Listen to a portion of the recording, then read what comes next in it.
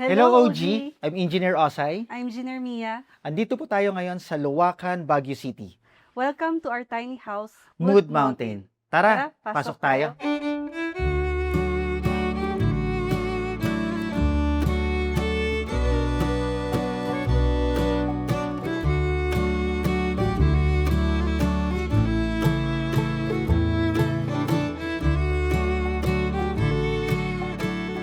Very fulfilling yung naging journey dito sa pag-build dito sa tiny house. Kasi while building it, may iniisip kang purpose, so hindi siya binibuild lang just to have a house or property. We're building it for our parents nga, which is yun yung nag-drive sa amin to finish the house na maganda. So very personal itong space na to, and then nagbigay sa amin to ng purpose pa na eventually gumawa pa ng mga ganitong tiny houses kasi iba yung feeling and fulfillment na binibigay sa amin. Hi, I'm Mia. I'm the co-owner of Mood Mountain. So I'm Engineer Osay, co-owner of Mood Mountain.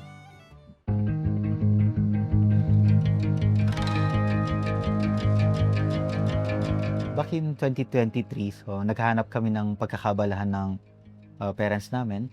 So this was initially designed para maging cafe.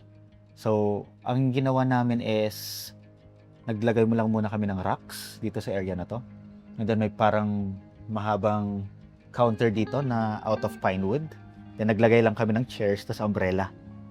So ang idea namin noon is gusto namin talagang i-share yung view sa kung sino man yung gustong mag-chill.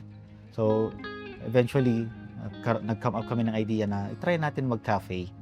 So nung naging cafe na siya, nag-offer kami ng drinks and some snacks lang. Then medyo nagbi-build siya ng traction.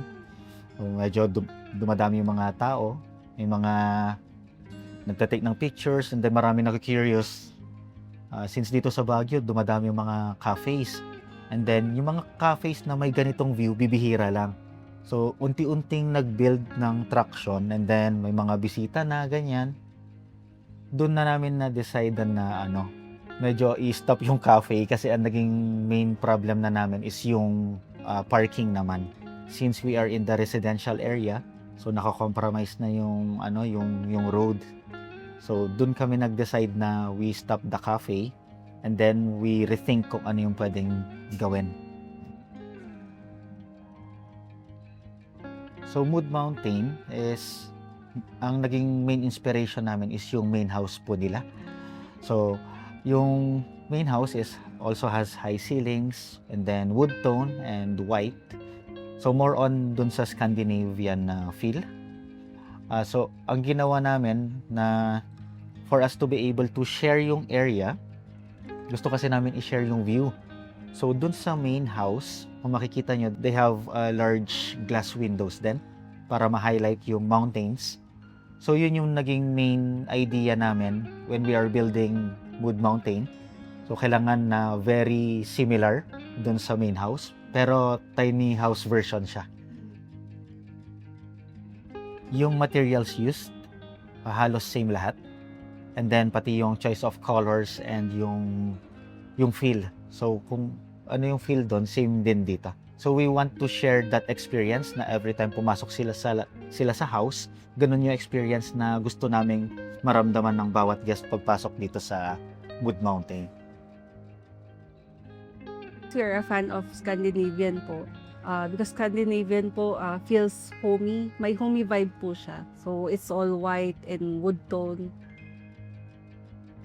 Every time na titingnan mo yung loob ng bahay, tapos titingnan mo yung labas, so parang gusto namin nang magkaroon ng parang continuity.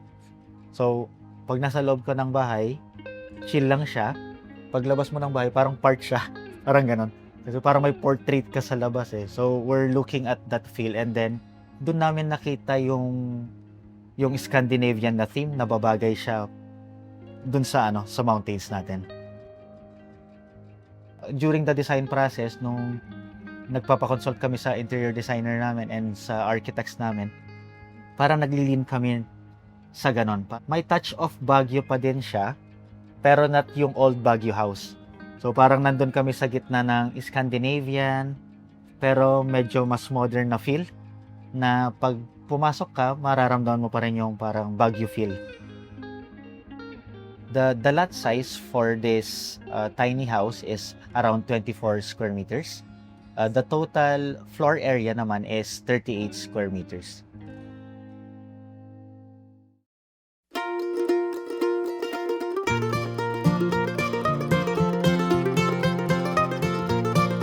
So dito po sa Mood Mountain, before po kayo pumasok is meron po tayong wood plank design na gate. And then we have a 2-car garage.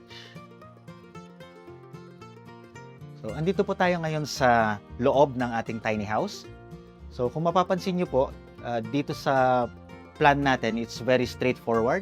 Andito yung dining natin. This is good for 4 persons. And andito rin yung ating kitchen. To add sa kitchen, so meron tayo ditong microwave. Then meron tayong kettle dito. We also have our ref. And meron tayong maliit na kitchen sink. So dito, hindi tayo pwedeng magluto, but we can request sa amin if ever gusto nyo magpaluto, and we also offer some foods. So kami na po ang bahala sa breakfast ninyo. All you need to do is relax and chill.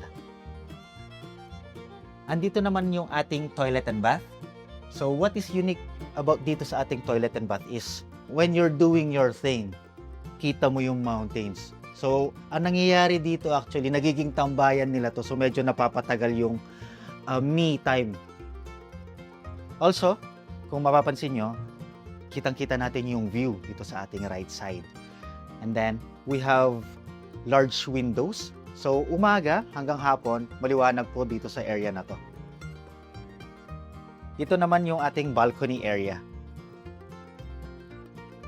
Then, dito naman sa ating right side, makikita natin yung ating open below. Overlooking dito yung ating bed area. So, itong floor na to is ka-level po ng ating road. So, since dito sa Baguio, it's sloping. So, ang second level natin is pababa. So, let's go sa bedroom area natin and with a small living space. Tara!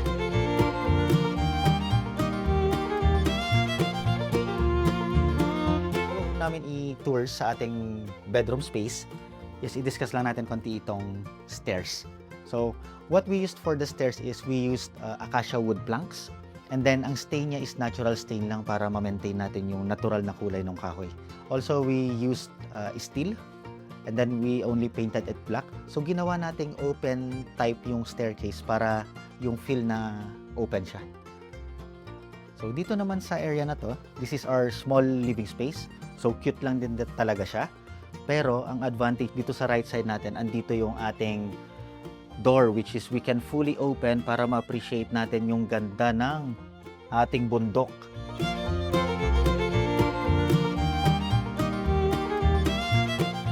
From the balcony, andito naman tayo sa ating bedroom area. So, dito sa bedroom area, we do have 2 double beds. Okay? Kung mapapansin nyo, ito yung part na high ceiling natin. So, while you're sleeping here, walang obstruction. So, yung feeling na ang luwag ng feel kahit na tiny house lang tayo. And then, together with yung high ceiling natin, sinabayan natin ng large windows, which is makikita mo yung mountains during morning hanggang hapon. So, kasama mo na yung mountains mo, para na siyang live portrait na nandyan. So, for the accent wall naman, we used lime wash finish by Asbesti. But this is, ang ginawa lang namin, isang coat lang.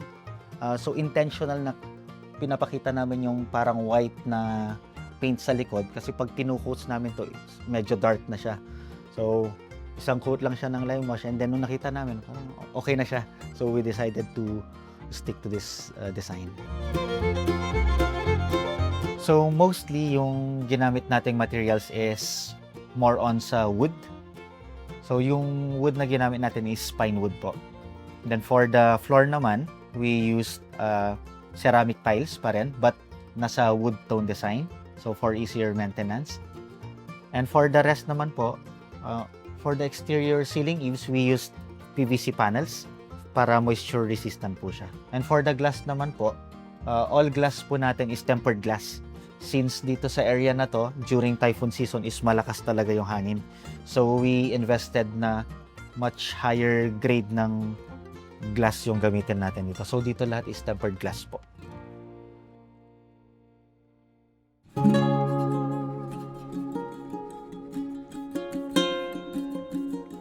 One unique thing about the property is, of course, the view. So, bibihira po yung may staycation na ganito po yung in-offer na view. Secondly, when you enter Mood Mountain, it feels like home po. So, you feel relaxed. So, when you come and stay here. Challenges during the construction of the property is, initially, this property kasi may mga pine trees. So, ang naging first na challenge namin is to acquire yung mga tree cutting permits. So, after cutting the trees, yung yung removal of the roots. So, medyo challenging din yon. Since sloping kasi to, sloping yung lot, yung excavation works medyo challenging siya. So, we need to put some retaining walls to protect the soil from erosion. And existing na kasi yung kapitbahay namin that time when we are building this area. So, yun yung isang challenge namin. Pero, nagawan po natin ng solution po. So, itong bahay is stand-alone structure siya. So, may sarili siyang foundation, may sarili siyang poste. Nakatabi lang siya sa house, pero technically, separate structure siya.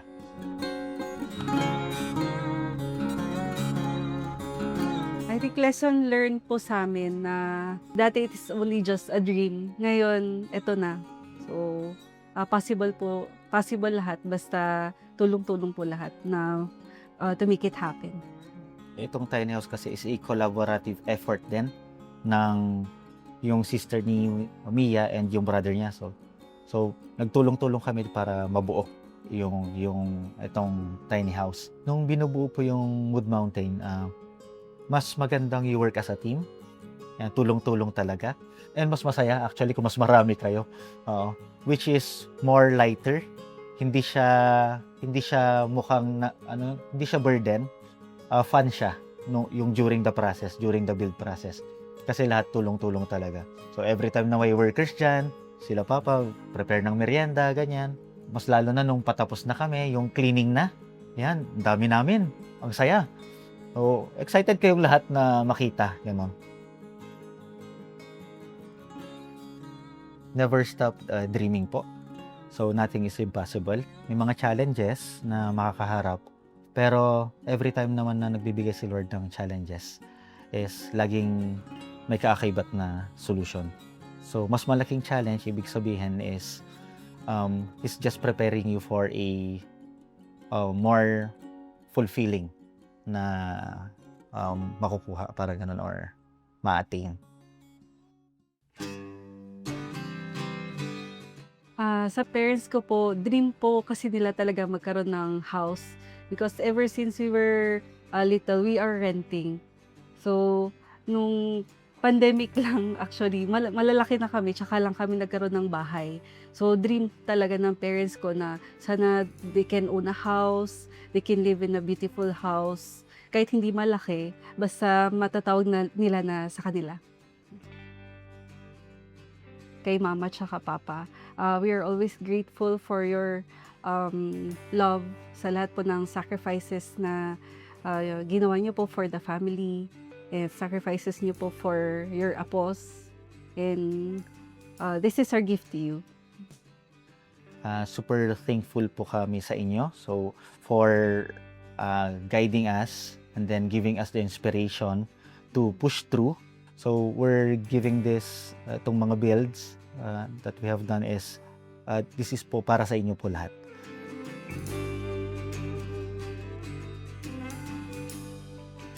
Want to share your house and get featured? Email us at stories.onlygood@gmail.com and tell us about your interesting home story. For more videos like this, subscribe to OG and be part of the community.